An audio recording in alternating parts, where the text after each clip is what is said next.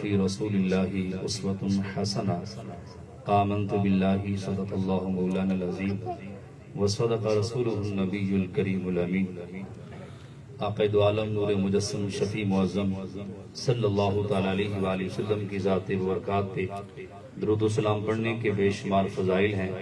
اللہ رب العزت کا حکم بھی ہے اور کریم آقا صلی اللہ تعالیٰ علیہ وآلہ وسلم کی کثیر احادیث ہیں۔ حضور اکرم صلی اللہ تعالیٰ علیہ وآلہ وسلم کی ایک حدیث مبارکہ سماعت فرمائی۔ آقا دو عالم صلی اللہ تعالیٰ علیہ وآلہ وسلم نے فرمایا من لم یصلی علیہ فلا دین لہ، فرمایا کہ جو میری ذات پہ درود نہیں پڑھتا اس کا کوئی دین نہیں ہے۔ اور عظمت کے بارے میں فرمایا کہ من صلی علیہ، جس نے میری ذات پہ ایک بار درود پڑھا اللہ اس بندے کو 10 مرتبہ رحمتوں کا نزول فرماتا ہے۔ ومن صلی علیہ 10، اور جس نے میری ذات پہ 10 بار درود پڑھا صلی اللہ علیہ 100، اللہ اس بندے پر 100 مرتبہ رحمتوں کا نزول فرماتا ہے۔ کوئی بھی درود آتا ہے ومن صلی علیہ 100، اور جس بندے نے میری ذات پہ 100 بار درود پڑھا کتب اللہ بین عینیہ، اللہ اس بندے کی دونوں آنکھوں کے درمیان جس پیشانی پہ لکھ دیتا ہے براءۃ من النفاق و براءۃ من النار، یہ بندہ نفاق سے بھی بری ہے اور جہنم کی آگ سے بھی بری۔ وَأَسْكَنَهُ يَوْمَ الْقِيَامَةِ مَعَ الشُّهَدَاء، اور 100 بار درود پڑھنے کی فضیلت اور مقام یہ ہے اللہ قیامت کے دن اس بندے کو شہیدوں کے ساتھ اٹھائے گا۔ سبحان اللہ۔ کئی لوگ ایسے ہیں کہ جو الصلاۃ والسلام علیک یا رسول اللہ منع کرتے ہیں۔ ہم بڑا یہ محبت سے یہ پیغام دیتے ہیں کہ آپ کسی کی بات نہ سنیں، آپ قرآن پاک کو کھولیں، کریم آقا صلی اللہ تعالیٰ علیہ وآلہ وسلم کی حدیث کو کھولیں اور صحابہ کرام کا عمل دیکھیں، اہل بیت کا عمل دیکھیں۔ سیاستہ کی حدیث مبارکہ ہے جس کو تمام مسالک کے لوگ مانتے ہیں، حضرت مولا علی رضی اللہ تعالیٰ عنہ اس حدیث کے راوی ہیں۔ سرکار دو عالم صلی اللہ تعالیٰ علیہ وآلہ وسلم کے ساتھ آپ جا رہے ہیں تو رستے میں آواز آتی ہے السلام علیکہ یا رسول اللہ، باواز بلند کہیں السلام علیکہ یا رسول اللہ۔ میں نے عرض کی یا رسول اللہ یہاں کوئی بندہ نظر تو نہیں آ رہا لیکن درود و سلام کی آواز آ رہی ہے۔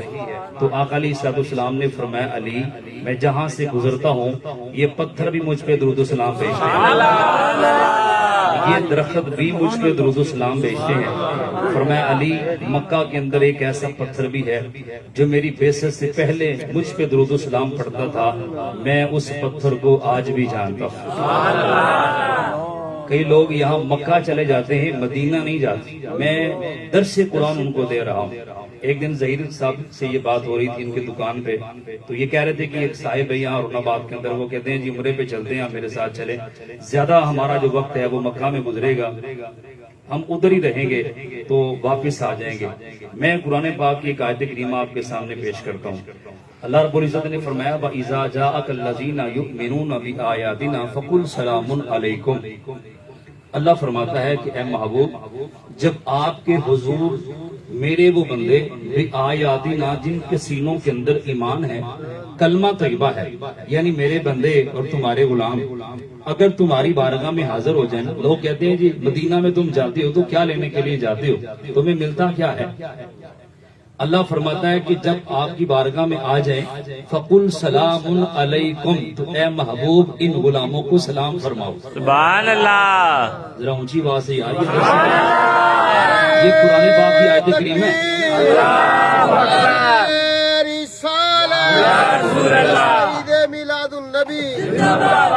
اب قرآن پاک جو ہے وہ صرف اور صرف سرکار کی ذات کی حد تک تو نہیں تھا، اس زمانہ میں ظاہری زمانہ سے پہلے جو ظاہری مثال سے پہلے یہ قرآن پاک تو قیامت تک ہے نا اس کا پیغام۔ تو اللہ نے فرمایا کہ جب بھی آپ کی بارگاہ میں حاضر ہو جائیں فَقُلْ سَلَامٌ عَلَيْكُمْ، تو کیا کرنا ہے آپ نے ان کو سلام فرمانا ہے، اور جس کے لیے محبوب ایک بار سلام فرما دیں اس کا دنیا کے اندر بھی بیڑا پار ہے اور آخرت میں بیڑا پار ہے۔ سبحان اللہ، ایک آیت کریمہ ہوئی اس میں تو کسی کا اختلاف کوئی نہیں۔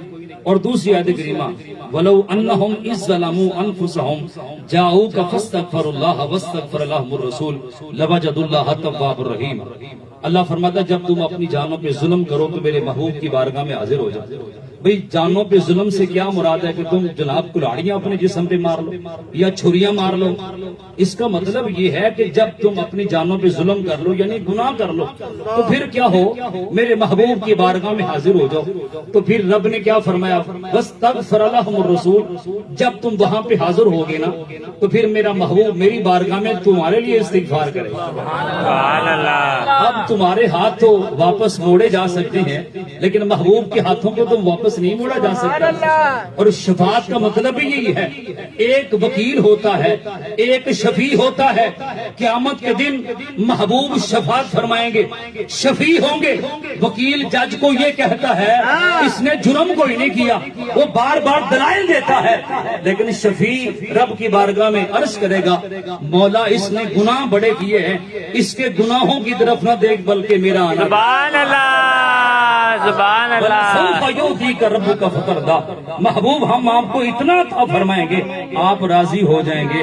سرکار فرماتے ہیں میں اس وقت تک راضی نہیں ہوں گا جب تک میرا آخری امتی جنت میں. سبحان اللہ. تو پھر امت کو بھی چاہیے نا کہ سرکار دو عالم صلی اللہ تعالی علیہ وسلم کے ساتھ اس قدر شدت کے ساتھ محبت کرنی چاہیے.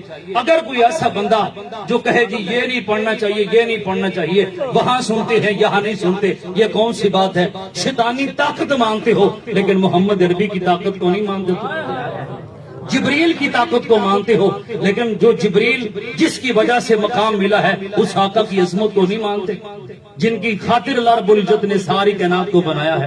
اس لیے تو ہم کہتے ہیں حضور حاضر و ناظر، پوری کائنات کے اندر جو کچھ ہو رہا ہے حضور اس کو دیکھ رہے. اللہ رب العزت نے آپ کو یہ شان عطا فرمائی. کچھ لوگوں نے یہ بھی کہہ دیا، ممبر پہ بیٹھ کے کہہ دیا، داڑیاں بھی رکھی ہوئی ہاتھوں میں قرآن ہے. لوگ پریشان ہو جاتے ہیں کہ اب آپ کس کی بات مانیں؟ اس کے ہاتھوں کے اندر بھی قرآن ہے، آپ کے ہاتھوں کے اندر بھی قرآن ہے، کس کی مانیں؟ ہم کہتے ہیں آپ ایسا کریں جس کے منہ سے محبت رسول نکلتی ہو، جس منہ سے ادب رسول نکلتا ہو وہ صحیح معنوں میں عاشق رسول ہے، وہ غلام رسول ہے. جو قرآن پکڑ کے بھی کہتا ہو نبی کو دیوار کے پیچھے کا علم نہیں تو سمجھ لینا یہ کوئی عالم دین نہیں ہے. یہ عالم دین کے روپ کے اندر شیطان بیٹھا ہوا ہے جو ہمارے سینوں سے کلموں کو نکال رہا ہے. اللہ رب العزت نے حضور کو شانیں بڑی عطا فرمائی. کس نے بتایا قبر کے اندر 3 سوالات ہوں گے؟ کس نے بتایا کہ میدان محشر کے اندر رب کی بارگاہ میں کس انداز کے اندر پیش ہوگا؟ وہ ہمارے پیارے آقا صلی اللہ تعالی علیہ وسلم نے وہ بتایا ہے. اور یہ قرآن پاک ہے وَعَلَّمَكَ مَا لَمْ تَكُنْ تَعْلَمْ وَكَانَ فَضْلُ اللَّهِ عَلَيْكَ عَظِيمًا. اللہ فرماتا ہے محبوب جو کچھ آپ نہیں جانتے تھے ہم نے آپ کو سکھلا دیا. آپ پر اللہ رب العزت کا عظیم فضل ہے. اور پوری کائنات کے اندر جتنا بھی ساز و سامان ہے یہ مال ہے اور قیامت تک آنے والا ہے. آج ایک ایک بندے کی اتنی پراپرٹی ہے جناب اسے اپنی خبر نہیں ہوتی کہ میری پراپرٹی کہاں کہاں پہ ہے. اس کو اللہ نے فرمایا متاع قلیل، یہ تو تھوڑا سا مال ہے، یہ بالکل تھوڑا سا مال ہے. اور ہم تو اللہ رب العزت جس کے بارے میں قلیل فرمائے ہم اس کا اندازہ نہیں کر سکتے، جس کے بارے میں اللہ عظیم فرمائے ہم اس کا اندازہ کیسے کر سکتے. تو اللہ رب العزت کا یہ خاص کرم ہے. اللہ رب العزت نے ہمیں اپنے محبوب صلی اللہ تعالی علیہ وسلم کی امت میں پیدا فرمایا. اس سے بڑی اور فخر والی بات کیا ہو سکتی ہے؟ اور اس وقت آپ دیکھیں اس وقت پوری دنیا کے اندر کتنے مذہب ہیں، کتنے عقائد ہیں، کتنے نظریات ہیں، لیکن اللہ رب العزت نے ہمیں مسلمان بنایا. ہمیں کوئی کتا نہیں بنا دیا، ہمیں کوئی جناب جانور نہیں بنا دیا، کوئی گھوڑا نہیں بنا دیا. یہ اس مالک کا کرم ہے، انسان بنایا اور انسانوں میں حضور کا امتی بنا دیا جس کے بارے میں حضور نے فرمایا ہم آئے سب کے بعد میں ہیں لیکن جنت میں سب سے پہلے جائیں گے. فرمایا جنت کے اندر ٹوٹل 120 صفیں ہوں گی. ایک صف کتنی بڑی ہے؟ یہ ہماری مسجد کی صف نہیں، یہ اللہ اس کے رسول جانتے ہیں وہ صف کتنی بڑی ہوگی. فرمایا 120 صفوں میں 80 صفیں میری امت کی ہوں گی، 80 صفیں میری امت کی ہوں گی. اور جب تک حضور شفاعت نہیں فرمائیں گے کوئی بندہ جنت میں داخل نہیں ہو سکتا. اور سرکار نے فرمایا جو زندگی میں سب سے زیادہ مجھ پہ درود و سلام پڑے گا وہ کل قیامت کے دن سب سے زیادہ میرے نزدیک کھڑا ہوگا. الصلاۃ والسلام علیک یا سیدی یا رسول اللہ. کیا مطلب کسی بندے سے ہم نے سن لیا کہ یہ پڑھنا حرام ہے ہم نے پڑھنا چھوڑ دیا؟ اس کا ترجمہ کیا ہے؟ ترجمہ سماعت فرمائے الصلاۃ درود ہو، والسلام اور سلام ہو علیکا آپ پر یا رسول اللہ، اے اللہ کے رسول۔ کوئی اس میں کوئی پریشانی والی بات ہے؟ نماز ہم سب پڑھتے ہیں، التحیات للہ والصلوات والطیبات، السلام علیہ، بولو نا گو، السلام علیکا، السلام علیکا وہاں پڑھتے ہیں نا۔ جب وہاں نماز کے اندر پڑھا جاتا بہت درود و سلام، وہ رب کی بارگاہ میں قبول ہوتا ہے، تو نماز کے باہر قبول نہیں ہوتا۔ وہ والی کا مانتے ہو، یہ والی کا نہیں مانتے۔ اچھا اگلی بات، وعلی آلک واصحابک یا حبیب اللہ، آپ کی آل پر بھی اور آپ کے اصحاب پر بھی، اے اللہ کے پیارے حبیب صلی اللہ تعالیٰ علیہ وسلم۔ تو اس میں پریشانی والی بات کیا ہے؟ اس لیے جب بھی کبھی کوئی ایسا بندہ کوئی بات کرے، لڑائی نہیں کرنا، جھگڑا نہیں کرنا، قرآن پاک سامنے رکھنا ہے۔ اللہ کیا فرماتا ہے؟ ادعو الی سبیل ربک بالحکمہ، جب بھی تم نے اللہ کی طرف لوگوں کو بلانا ہے نا، حکمت کے ساتھ بلانا ہے، لڑائی جھگڑا نہیں کرنا، محبت کا درس دینا ہے۔ انشاءاللہ جب آپ محبت کا درس دیتے رہیں گے، ایک دن ایسا آئے گا انشاءاللہ اس کی زبان پہ درود و سلام جاری ہو ہی جائے گا۔ اور میں اپنی مسجد کے اندر یہ بات کہا کرتا ہوں، یہ میرے دوست احباب تشریف فرمائے کہ جو وہاں جمعہ کا خطبہ سنتے ہیں، میں کہتا ہوں جہاں محفل میلاد مصطفیٰ ہو نا، تو جو اس محفل میلاد مصطفیٰ کو نہیں مانتے آپ ان کو بھی دعوت دیا کریں، ان کو کہیں کہ آپ ہماری محفل کے اندر آئیں اور آ کر دیکھیں، اگر کوئی خلاف شرع کام ہو ہمیں بتائیں، انشاءاللہ ہم اس کو دور کریں گے۔ وہ شاعر نے کہا کہ اے زاہد تنگ نظر، تو نے جس محفل کو بدعت سمجھا ہے، میلاد نبی کی ہر محفل عنوان عبادت ہوتی ہے۔ سبحان اللہ۔ محفل کے شروع میں انجمن فروغ امداد کیا کرتی ہے؟ درود و سلام پڑھتی ہے۔ درود و سلام کیا ہے؟ عبادت ہے۔ اور بھائی آپ جتنی بھی عبادت کر لیں، آپ دعا مانگے، جب تک درود و سلام نہیں پڑھا جائے گا وہ دعا آپ کی بارگاہ میں قبول ہی نہیں ہوگی۔ اس کے بعد کیا ہوتی ہے؟ تلاوت۔ تلاوت کیا ہے؟ عبادت۔ بولو یار کیا ہے؟ عبادت۔ حضور کی ثنا خوانی کرنا، نعت پڑھنا کیا ہے؟ عبادت۔ اس کے بعد کیا ہوتا ہے؟ درس قرآن، درس حدیث، یہ کیا ہے؟ عبادت۔ اس کے بعد سلام پڑھا جاتا ہے، وسلموا تسلیما، اللہ نے کیا فرمایا؟ میرے محبوب پر درود بھی پڑھنا ہے، وسلموا تسلیما، سبحان اللہ، خوب سلام بھیجنا ہے، سلام پڑھتے ہیں، یہ کیا ہے؟ عبادت ہے۔ اس کے بعد ختم شریف ہوتا ہے، ختم شریف میں ہم اپنے ابا کا نام نہیں لیتے، ہم اپنی اماں کا نام نہیں لیتے، اس میں قرآن پڑھا جاتا ہے، دن میں جاری کون پڑھا جاتا ہے؟ یہ قرآن پڑھا جاتا ہے۔ خدا کی قسم میرے محبوب نے فرمایا جو قرآن کا ایک حرف پڑھتا ہے اللہ اسے 10 نیکیاں عطا فرماتا ہے۔ سبحان اللہ۔ اور پھر قرآن پاک کی برکت یہ ہے، برکت یہ ہے، قرآن سننا بھی یہ عبادت ہے، قرآن پڑھنا بھی عبادت ہے، قرآن کو چھونا بھی عبادت ہے، قرآن کو دیکھنا بھی عبادت ہے۔ فرمایا الف لام میم، یہ میں نہیں کہتا کہ یہ ایک حرف ہے، فرمایا یہ 3 حروف ہے، جو الف لام میم پڑھ لیتا ہے اللہ اس کو 30 نیکیاں عطا فرما دیتا ہے۔ سبحان اللہ، یہ برکتیں ہیں۔ اچھا اس کے بعد کیا ہوتا ہے بھائی؟ اس کے بعد دعا ہوتی ہے۔ دعا کے بارے میں سرکار کی حدیث ہے الدعاء هو العبادہ، دعا عبادت ہے۔ اور دوسرے مقام پہ فرمایا الدعاء مخ العبادہ، دعا عبادت کا مغز ہے۔ پھر ہم آخر میں دعا کرتے ہیں تو یہ بھی عبادت ہوئی۔ اب شروع سے لے کے آخر میں عبادت ہی عبادت ہوئی۔ اب اس میں بتاؤ کون سا ایسا غیر شرعی کام تھا جو اس میں ہوا؟ پھر اس کے بعد کھانا تقسیم ہوتا ہے، ہر میزبان محفل اپنی استطاعت کے مطابق وہ کھانا پیش کر دیتا ہے۔ شیخ عبد المحدث دہلوی وہ فرماتے ہیں میں ہر سال محفل میلاد مصطفیٰ منایا کرتا تھا، میں کھانا تقسیم کیا کرتا تھا۔ ایک مرتبہ ایسا ہوا میں سفر میں تھا، میرے پاس کچھ نہیں تھا، میرے پاس محض چنے تھے، چنے۔ میں وہاں بیٹھا، سرکار کا میلاد پڑھا، دعا کی، میں سو گیا، قسمت جاگ اٹھی، سرکار کو خواب کے اندر دیکھا۔ کیا دیکھ رہا ہوں؟ سرکار کی گود مقدس کے اندر، اس گود انور کے اندر میں کیا دیکھ رہا ہوں؟ وہ چنے رکھے ہوئے ہیں اور سرکار سبحان وہاں پہ مال نہیں دیکھا جاتا، کثیر دیگیں نہیں دیکھی جاتی، وہاں خلوص دیکھا جاتا ہے۔ ایک بندے کے پاس اگر سادہ پانی کی استطاعت ہے وہ پانی دے دے لوگوں کو، اگر کوئی چیز ہے وہ دے دے۔ سرکار کی خوشی کے اندر بیٹا جب پیدا ہوتا ہے، جتنا بندہ بھی غریب ہوتا ہے وہ اپنی استطاعت سے بڑھ کے وہ خوشی کرتا ہے۔ یہ میلاد مصطفیٰ کی محفل ہے اور کسی کو کھانا کھلانا یہ باعث برکت نہیں ہے، یہ عبادت نہیں ہے، ہے، یہ خدمت خلق نہیں ہے۔ آپ اٹھائیں مصطفیٰ کریم صلی اللہ تعالیٰ علیہ وسلم کی زندگی مبارکہ، آپ اٹھائیں پورے انبیاء کی سیرت مصطفیٰ۔ حضرت ابراہیم علیہ السلام اس وقت تک کھانا ہی نہیں کھاتے تھے جب تک کوئی مہمان یا کسی بندے کو ڈھونڈ نہیں لیتے تھے، یہاں تک کہ تاریخ کے اندر یہ بھی آتا ہے ایک غیر مسلم کو پاس آپ نے بٹھا کے اس کو بھی کھانا کھلایا۔ اس میں کون سی غیر شرعی بات ہوئی ہے؟ ہم کہتے ہیں کہ صرف میلاد مصطفیٰ میں نہیں، جو ہم شادیاں کرتے ہیں اس میں بھی اگر کوئی غیر شرعی کام ہو وہ بھی نہیں ہونا چاہیے، جلوس کے اندر بھی نہیں ہونا چاہیے، محفل میلاد مصطفیٰ میں بھی نہیں ہونا چاہیے، اپنے گھروں کے اندر بھی نہیں ہونی چاہیے۔ سرکار کی ذات پہ کثرت کے ساتھ محبت کے ساتھ درود و سلام پڑھنا چاہیے، تو محبت کے ساتھ باواز بلند ایک مرتبہ درود شریف پڑھ لیں۔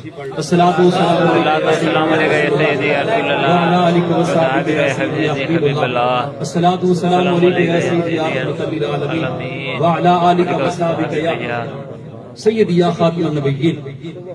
13-14 منٹ باقی ہے انشاءاللہ، اس میں میں گفتگو اپنی مکمل کرتا ہوں۔ اور آج کی جو گفتگو کا موضوع ہے، جو درس قرآن اور درس حدیث ہے، وہ ہے اخلاق حسنہ۔ اگر اسلام کا مطالعہ کیا جائے، اس کو ایک ہی جملے کے اندر بولا جائے، ایک ہی لفظ کے اندر، تو وہ ہے اخلاق حسنہ۔ سرکار دو عالم صلی اللہ تعالی علیہ وسلم نے جس قدر آپ نے تعلیم عطا فرمائی، انسان بھی طبع یہ مظہر ضد ہے، یہ نورانی بھی ہے، یہ ظلمانی بھی ہے، یہ رحمانی بھی ہے، یہ شیطانی بھی ہے، یہ عالم بھی ہے، یہ جاہل بھی ہے، یہ سعید بھی ہے، یہ شقی بھی ہے۔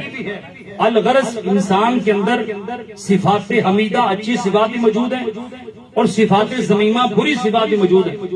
اب ہر بندے کو اختیار ہے، وہ چاہے اچھی صفات کو اختیار کر لے یا پھر وہ بری صفات کو اختیار کر لے۔ حضرت انس رضی اللہ تعالیٰ فرماتے ہیں لوگوں میں سب سے زیادہ جو اچھا اخلاق تھا وہ ہمارے پیارے آقا صلی اللہ تعالیٰ علیہ وسلم تھا۔ حضرت انس رضی اللہ عنہ وہ صحابی ہیں کہ جن کا بچپن 9 یا 10 سال حضور کی بارگاہ میں گزرا۔ سبحان اللہ۔ جس کا بچپن کے اندر اگر غلطی بھی ہو جائے نا تو وہ معافی ہوتی ہے۔ اور کئی بار ازواج مطہرات حضرت انس کے بارے میں کہتی کہ آج انس نے یہ کیا ہے، تو سرکار مسکرا کے فرماتے کوئی بات نہیں، بچا ہے، سبحان اللہ، یہ انس ابھی بچا ہے۔ یہ سرکار کا اخلاق ہی آج بیان کرنا ہے اور ہماری ذمہ داری کیا ہے، اور ہم نے اپنے یہ جھانکنا ہے ضمیر کے اندر ہم کس موڑ پہ کھڑے۔ آج جناب ہمارے سٹیٹس خراب ہو جاتی۔ آقا دو عالم صلی اللہ تعالی علیہ وسلم کی سیرت یہ ہے، آپ چھوٹے چھوٹے بچوں کی دوڑ لگایا کرتے تھے اور جو بچہ سب سے پہلے آتا تھا وہ سرکار کو سینے سے لگا لیا کرتا، سبحان اللہ، وہ سرکار انعام دیا کرتے تھے۔ اللہ اکبر۔ ٹھنڈا پانی لے کے آتے تھے سرکار کی بارگاہ میں، یا رسول اللہ میری امی جان نے بھیجا ہے، میرے والد گرامی نے بھیجا ہے۔ سرکار اپنا دست ایک دست پانی کے اندر یوں ڈبو دیا کرتے تھے اور وہ برکت حاصل ہوتی تھی۔ صحابیات اپنے بچوں کو پلایا کرتی تھی، اللہ ان کو شفا عطا فرما دیتا۔ سرکار جب تشریف لے کے جاتے چھوٹے چھوٹے بچوں کو سلام میں پھیل کرتے تھے۔ آج ہم کہتے ہیں ہمارا سٹیٹس خراب ہوتا ہے، ہم تو جناب چودھری صاحب، ہم تو پیر صاحب ہیں، عالم صاحب ہیں جناب، ہم تو مفتی صاحب ہیں جناب، ہم تو بڑے چودھری صاحب ہیں جی، یہ بچوں کو ہم سلام کر دیں، یہ غریبوں کو ہم سلام کر دیں، اللہ اکبر۔ یہ کس بات کا سٹیٹس ہے؟ حضور سے بڑھ کے سٹیٹس کس کا ہو سکتا ہے؟ آج جتنے بھی سٹیٹس یہ مقام ملے ہیں یہ مصطفیٰ کریم صلی اللہ علیہ وسلم کی صدقہ سے، یہ سرکار کی سیرت مبارکہ ہے۔ حضرت انس فرماتے ہیں ایک مرتبہ سرکار نے مجھے کسی کام کے لیے بھیجا، رستے کے اندر لوگ کھڑے ہوئے تھے، وہ جس طرح تماشا لگا کے لوگ کھڑے ہوتے تھے، وہاں وہ لوگ کھڑے تھے، میں بھی کھڑا ہو گیا، بچپن تھا، کام بھول گیا۔ آج مائیں بچوں کو بھیجتی ہیں نا دکان پہ، بچے کھیلنا شروع کر دیتے ہیں، اب ماں وہاں انتظار کرتی ہے، پھر اس کو ڈھونڈ کے لاتی ہے، پھر مارتی ہے اس کو، اللہ اکبر۔ وہ حضرت انس وہاں کھڑے ہو گئے، سرکار دو عالم صلی اللہ تعالیٰ علیہ وسلم، ہمارا تو ویسے عقیدہ ہے سرکار وہاں دیکھ رہے تھے لیکن تعلیم امت کے لیے سرکار کشانہ نبوت سے نکلے، حضرت انس کے پیچھے پیچھے، حضرت انس کھڑے ہیں وہاں جناب مزے سے، حضرت سرکار تشریف لائے، کندھے پہ ہاتھ رکھا، فرمایا انس یار کافی دیر ہوگی آپ کا انتظار کرتا ہے۔ اللہ میں بڑا شرمندہ ہوں، لیکن سرکار نے مجھے 9